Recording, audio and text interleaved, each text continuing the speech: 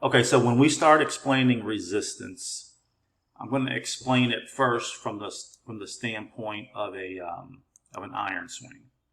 So there, I'm hitting an iron. Let me break it down. Okay. So let me go back here. It's right here. So so when I'm explaining resistance, is I'm taking the club back. My body is resisting moving with my club. So you see how this is a wedge. Okay, so the wedge is going to create space first. And as I get probably past my right thigh a little bit, right there. Okay, let me stop there. What we have to understand is as the club is moving out here, the body here is staying home. The body is resisting. It's staying here as the arms continue to rotate up and around. Okay, and so as that happens, the arms act like a rubber band as they stretch around the body. And so by the time I get top to backswing, I've got so much energy stored right here in the center here. Now, the energy is ready to transfer, but the energy transfer is not weight. The energy transfer is pressure. It's pressure from this right hip into the left leg. And when my head stays back, I just feel like I'm dropping my arms straight down. Okay, let's take a look at that. So as I drop the arm straight down, see the pressure transfer from the right hip to the left leg? See, now if my head stays back, that pressure transfer, as the head stays back, the pressure transfer is going to release my lead hip. It's going to release my left hip naturally so the club can drop in front of me. See, all this happens simultaneously. See, all this happens simultaneously as I hit through the ball. So let's look at it in fast motion. Now, let's take a look at the driver swing. It's the same principle. It's the same concept. Okay.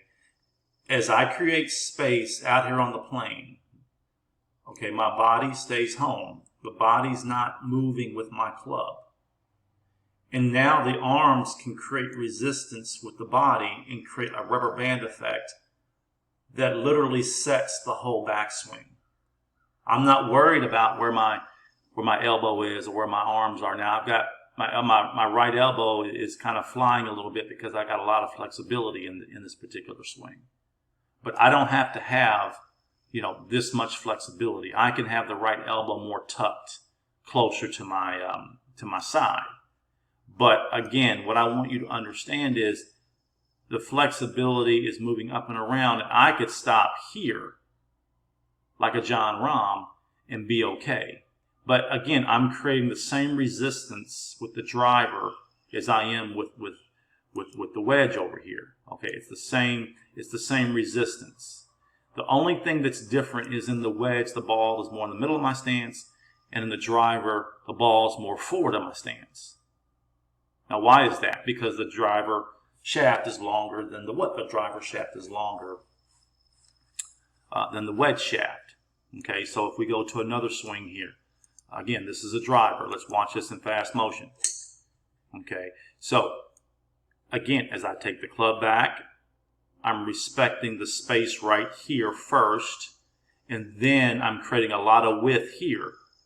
Again, the concept is this, guys. I need this spacing and width. Let me draw something here. I need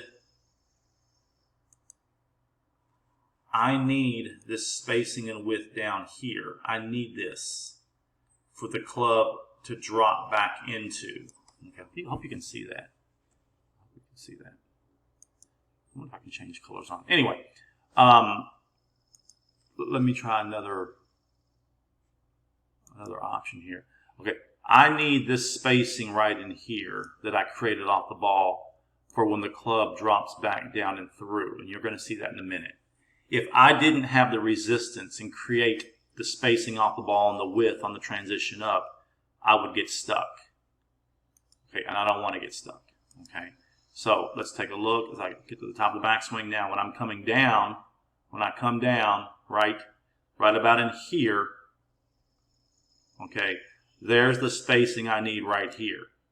So here's the spacing that I created off the ball. I'm returning to that spacing right here. But if you don't create it, you're not going to be able to take advantage of it.